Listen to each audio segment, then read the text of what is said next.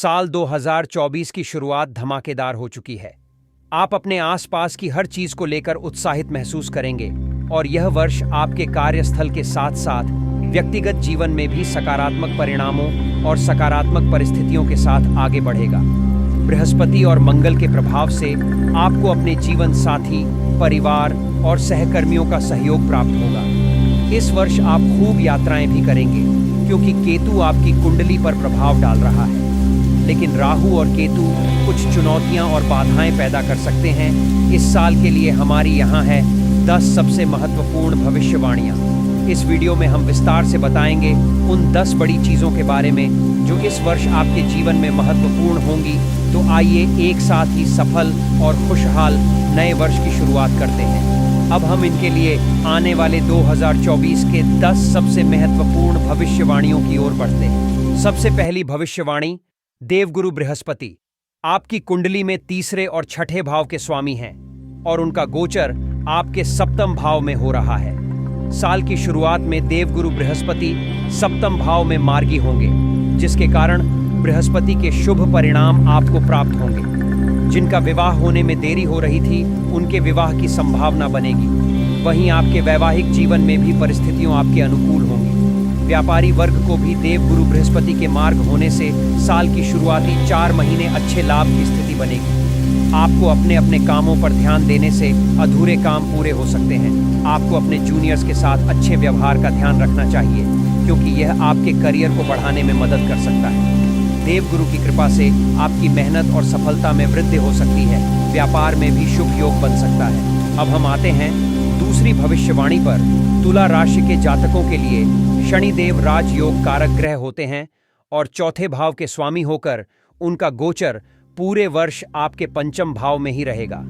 शनिदेव की दृष्टि आपके लाभ स्थान पर जा रही है। शनिदेव के इस गोचर के कारण छात्र वर्ग को पूरे वर्ष प्रतियोगी परीक्षाओं में सफलता की उम्मीद दिखाई पड़ रही है। संतान पक्ष से आपको लाभ होगा। इसके अलावा शेयर मार्केट से भी आपको अच्छा मुनाफा प्राप्त होने की संभावना दिखाई पड़ रही है।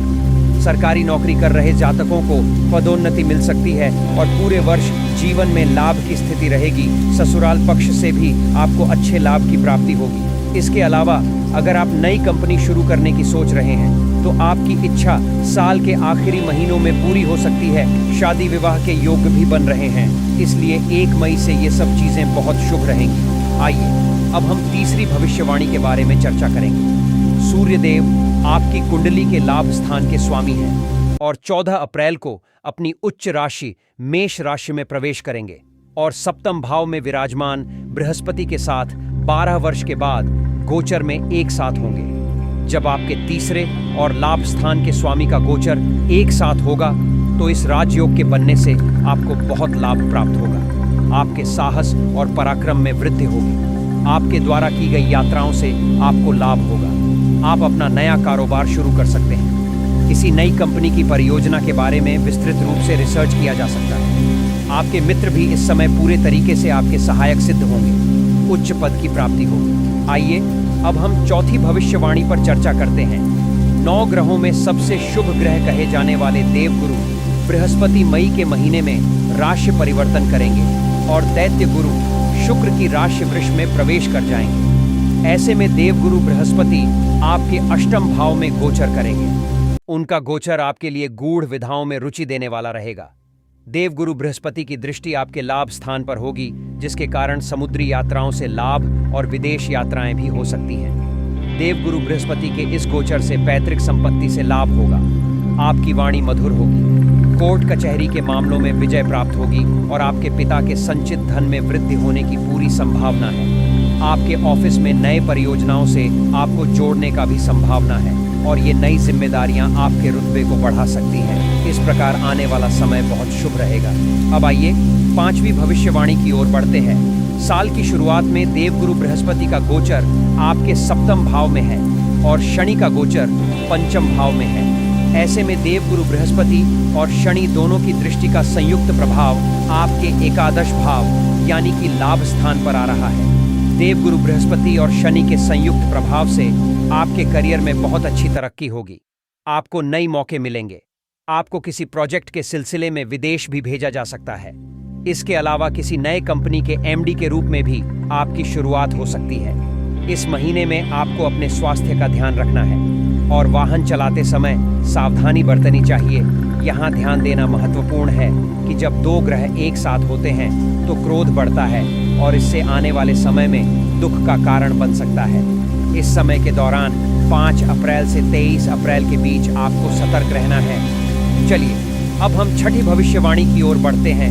ग्रहों के सेनापति कहे जाने वाले मंगल आपकी कुंडली में धन स्थान के स्वामी है और उनका गोचर 15 मार्च को शनि की राशि कुंभ राशि में होगा, जहां शनिदेव के साथ उनकी युति का निर्माण होगा। 23 अप्रैल तक मंगल शनि की युति आपके पंचम भाव में होगी। ऐसे में विद्यार्थी वर्ग जो शोध कार्य के लिए विदेश जाना चाहते हैं उनको लाभ हो सकता है। अगर आप किसी फैक्ट्री में काम करते हैं तो आपकी पदोन्नति हो सकती है।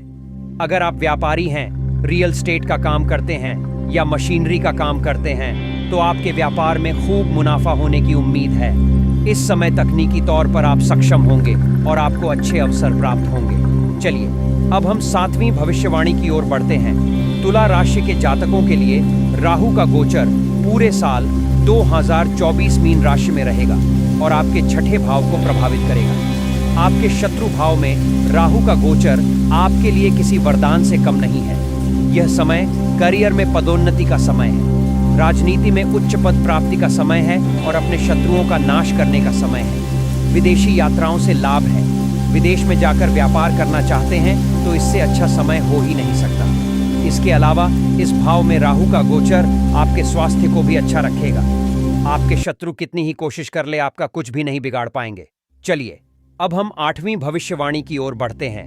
भौतिक सुख सुविधा और स्त्री के कारक कहे जाने वाले ग्रह शुक्र 31 मार्च को अपनी उच्च राशि मीन राशि में प्रवेश करेंगे और अति बलवान हो जाएंगे। शुक्र की छठे भाव में राहु के साथ युति होगी और 24 अप्रैल तक राहु और शुक्र की युति रहेगी। इस समय के दौरान आपको अपने कार्यस्थल पर किसी महिला सहकर्मी का सहयोग प्राप्त हो सकता है। आप अपनी प्रेमिका के साथ कहीं बाहर पिकनिक के लिए या घूमने के लिए भी जा सकते हैं। स्त्री पर धन खर्च होगा। भौतिक सुख सुविधाओं पर आप पैसा खर्च करेंगे। परिवार के लोगों पर भी आप अच्छा धन खर्च करने वाले हैं। इस समय आपका प्रेम संबंधों में रोमांस की अधिकता रहेगी। इस साल वैवाहिक जीवन के लिए अच्छे योग बन रहे हैं। आपके लिए इस वर्ष में मददगार साबित हो सकती है और आपको सभी प्रकार के सुख भी देगी। अगर आप महिला हैं तो आप अपने पति के साथ इस पूरे वर्ष में बहुत अच्छा समय व्यतीत कर पाएंगी। आइए अब हम 9वीं भविष्यवाणी की ओर बढ़ते हैं। तुला राशि के जातकों के लिए रहस्य और आध्यात्मक के कारक ग्रह केतु पूरे वर्ष द्वादश भाव में गोचर करेंगे। इस भाव में केतु का गोचर बहुत ही अच्छा माना जाता है क्योंकि यह एकांत का भाव है और केतु भी एकांत को ही पसंद करता है। इसलिए जो आध्यात्म से जुड़े हैं उनके लिए तो यह गोचर किसी वरदान से काम नहीं है। केतु के अष्टम भाव पर दृष्टि आपकी गूढ़ विधाओं में रुचि को बढ़ाने वाली है।